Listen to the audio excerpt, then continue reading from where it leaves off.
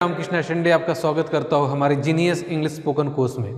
दोस्तों, हम parts of speech की सीरीज में नाउन पढ़े हैं, प्रोनाउन पढ़े हैं, एडजेक्टिव पढ़े हैं और मुझे पूरी उम्मीद है कि आप नाउन क्या होता है उसका सेंटेंसेस में कैसे प्रयोग करते हैं, प्रोनाउन क्या होते हैं उनको किस तरह से सेंटेंस में प्रयोग किया जाता है और एडजेक्टिव क्या होते हैं, क्वालिटी दर्शाने वाले शब्द क्या होते हैं, वो कैसे क्वालिटी शो करते हैं, उनके टाइप्स क्या है, ये आपको समझ गया है। और आज का टॉपिक जो पढ़ने जा रहे हैं दोस्तों हम, वो है एडवर्ब। ये भी पार्ट्स ऑफ स्पीच का एक महत्वपूर्ण टॉपिक है जिसका हमें समझना बहुत ही जरूरी है ताकि हम लोग बाद में एक करेक्ट सेंटेंसेस बनाएं।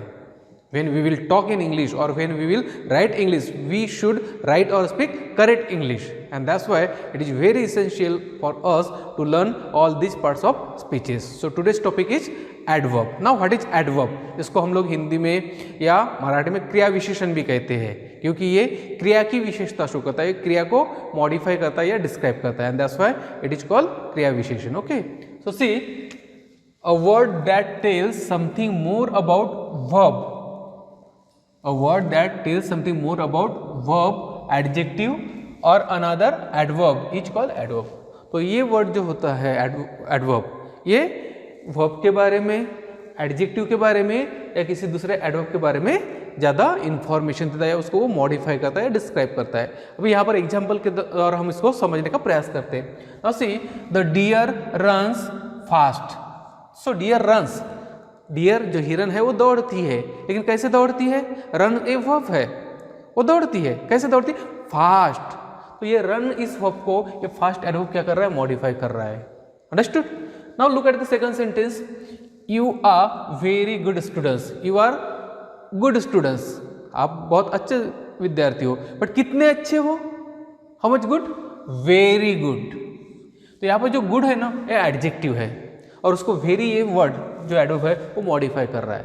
तो जैसे हमने डेफिनेशन में कहा कि वर्ड विच डिस्क्राइब्स और tells something more about verb and adjective, that is called adverb. उसी तरह से थर्ड वर्ड जो है या थर्ड सेंटेंसेस देखेंगे, the snail walks slowly.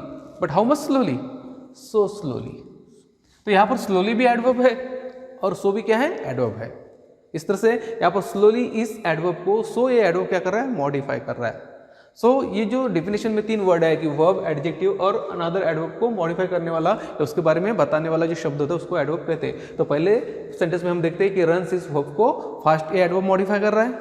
Second sentence में गुड इस एडजेक्टिव को वेरी ए एडवर्ब मॉडिफाई कर रहा है और थर्ड सेंटेंस में स्लोली इस एडवर्ब को सो ए एडवर्ब क्या कर रहा है? मॉडिफाई कर रहा है. तो इस तरह से एडवर्ब वो वर्ड होता है जो किसी वर्ब को, एडजेक्टिव को या अनदर एडवर्ब को मॉडिफाई करता है. Okay, is that clear? समझ में आया? Okay, very nice. अब इसके टाइप हम शॉर्ट में देख लेते हैं क्योंकि ये जो एडवर्ब्स है ये सेंटेंसेस में बहुत ज़्यादा प्रयोग होने वाले हैं हमारे, और इसलिए मीनिंग इनको समझ लेते हैं. हमको ग्रामेटिकल इसमें नहीं जाना है, ग्रामेटिकल हम बाद में पढ़ेंगे, लेकिन अभी आपको इनके मीनिंग समझना है और उस माध्यम से मैं आपको थोड़ा सा ये इसका इंट्रोडक्शन करा देता हूँ कि एडवर्ब्स के जो प्रकार होते हैं, काइंड्स ऑफ एडवर्ब. तो एडवर्ब ऑफ टाइम, तो इसमें जो सारे के सारे एडवर्ब है, ये जो वर्ड्स है ये टाइम डिनोटिंग वर्ड्स है. मतलब देखो, बिफोर यानी पहले, आफ्टर यानी बाद में, टुडे यानी आज, एवरीडे यानी हर दिन, नाउ यानी अभी, टुमारो यानी कल, डेली यानी हर दिन, एस्टरडे यानी गया वाला कल. तो ये सारे के सारे जो शब्द है ना, ये समय दर्शाते हैं. क्या दर्शाते हैं? समय. And that's why these words are called adverb of time. तो टाइम दर्शाने वाले जो शब्द रहेंगे वो एडवर्ब ऑफ टाइम कहलाएंगे. फिर सेकंड टाइप क्या है इसका? Adverb of place. तो एडवर्ब प्लेस में देखिए, इन, आउट, हियर, देयर. तो इन मतलब अंदर, आउट मतलब बाहर, हियर मतलब यहाँ, देयर मतलब वहाँ, अबो मतलब ऊपर, बिलो मतलब नीचे, अप मतलब ऊपर, डाउन मतलब नीचे, नियर मतलब पास में, अवे, बैकवर्ड्स, फॉरवर्ड. तो ये सारे शब्द जो है ये क्या शो करते हैं? प्लेस शो करते हैं, स्थान शो करते हैं. And that's why these words are adverb of place. तो ये प्लेस डिनोटिंग वर्ड है. Is that clear? Okay, very nice. अब देखिए थर्ड टाइप जो इसका एडवर्ब का वो है एडवर्ब ऑफ मैनर. तो किसी एक्शन को करने का तरीका, ये जो वर्ड्स है ये तरीका शो करते हैं. And that's why these are called adverbs of manner. For example, clearly मतलब साफ तरीके से, नाइसली बहुत अच्छे तरीके से, काइंडली बहुत ही दयालुता से. slowly, bravely, happily, fluently. All these words show the manner of action. जो कुछ भी एक्शन की जाती है उसका क्या शो करते हैं? मैनर. जैसे she speaks clearly, कि वो साफ तरीके से बोलती है. He does his work quite well. तो यहाँ पर well जो शब्द है ये क्या है? एडवर्ब है और वो एडवर्ब मैनर है. Is that clear? He behaves kindly. उसका बिहेव करने का तरीका कैसे है? काइंड है, दयालुता है, दयालुतापूर्ण है. तो ये है एडवर्ब ऑफ मैनर. फिर चौथा एडवर्ब ऑफ जो है एडवर्ब ऑफ फ्रीक्वेंसी. तो फ्रीक्वेंसी का मतलब होता है वारंवारिता, कि आप कोई एक्शन कितने बार करते हो, कोई घटना कितने बार होती है, उसको बोलते हैं फ्रीक्वेंसी. तो जैसे यहाँ पर वंस मतलब एक बार, ट्वाइस 2 बार, थ्राइस भी बोलते हैं 3 बार, ऑलवेज मतलब हमेशा, ऑफन मतलब ये भी हमेशा ही होता है, सेल्डम कभी कभार, अगेन मतलब फिर से बोलते हैं हम लोग, नेवर कभी नहीं, समटाइम कभी कभी, रेयरली एक आध बार, एवरीडे हर दिन, है ना, यूजुअली अक्सर. तो ये सारे शब्द क्या शो करते हैं? कोई घटना कितने बार होती है, हमेशा होती है, कभी नहीं होती, बार बार होती है, ये शो करता है. And that's why these words are called adverb of frequency, वारंवारिता. फिर क्या है? एडवर्ब ऑफ डिग्री या क्वांटिटी, प्रमाण. जैसे बहुत बार बोलते हैं हम लोग बोलने में, I am so happy, I am too happy, I am little confuse, I am little bit confuse. ये जो लिटिल बिट है या सो है या प्रेटी है या वेरी है, ये होते हैं एडवर्ब ऑफ क्वांटिटी. तो यहाँ पर एग्जाम्पल है little, enough, much, too, partly. Too बोलते हैं ना, I am too excited, fully, so I fully support you, so rather, almost, very, altogether. So all these show the degree of that action, and that's why these are the adverb of degree और quantity भी बोलते हैं इनको.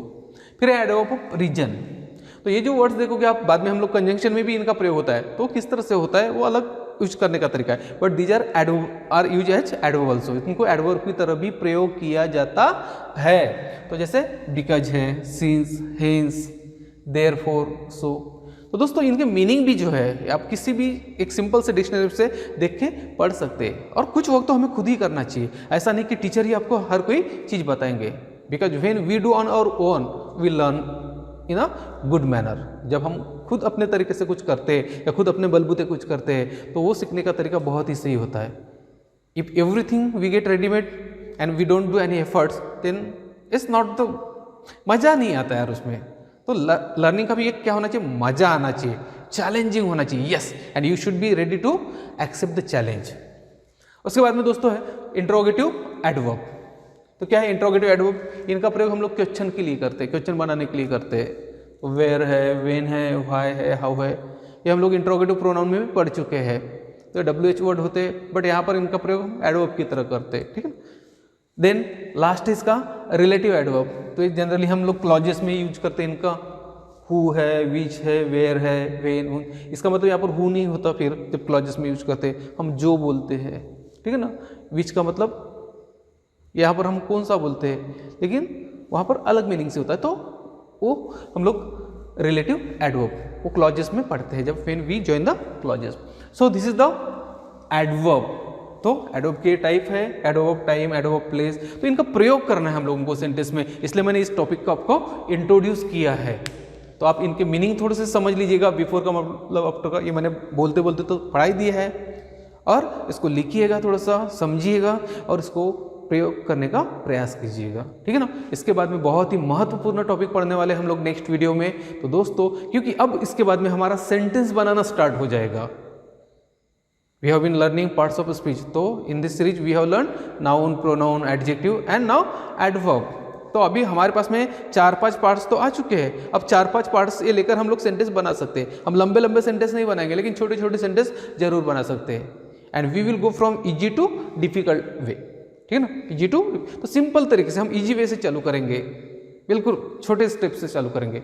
And friends, when you are starting learning speaking, so don't think about the mistakes. मैंने बार बार कहा है कि गलतियों के बारे में बिल्कुल मत सोचो कि you will make grammatical mistake and people will make fun of you. So don't bother, just leave them. मैंने एक बार कहा था कि हाथी चले बाजार, कुत्ते होके हजार. तो जो आपकी मजाक उड़ाते हैं उनको उस तरह से छोड़ दो. आप हाथी की तरह चलते रहो बड़े दिमाग के साथ में, बिल्कुल बहादुर के साथ में, कॉन्फिडेंस के साथ में। और लोग वही हंसते हैं आप पर दोस्तों जिनको खुद को इंग्लिश नहीं आती, क्योंकि जिनको इंग्लिश आती है ना वो मजाक उड़ाते नहीं हैं बल्कि वो सपोर्ट करते हैं, है ना दोस्तों। जो इंग्लिश जानते हैं वो सपोर्ट करते हैं ना। मैं उन लोगों को भी पूछ रहा हूँ जो इंग्लिश जानते हैं, क्या आप किसी पर हंसते हो? बिल्कुल नहीं हंसते, आप उल्टा अच्छा गाइड करते हो। तो दोस्तों आपको डरने की कोई ज़रूरत नहीं, क्योंकि हंसते वो लोग नहीं हैं जो ज्ञानी होते हैं, हंसते मूर्ख लोग हैं, और मूर्ख लोगों की तरफ क्या ध्यान देना। ओके, तो just be confident, start your journey on the way of speaking English और लर्निंग इंग्लिश। हम नेक्स्ट वीडियो में फिर से मिलेंगे जो बहुत ही इंपॉर्टेंट टॉपिक होगा वर्ब का। तब तक के लिए bye, see you tomorrow, stay safe and at home. Okay.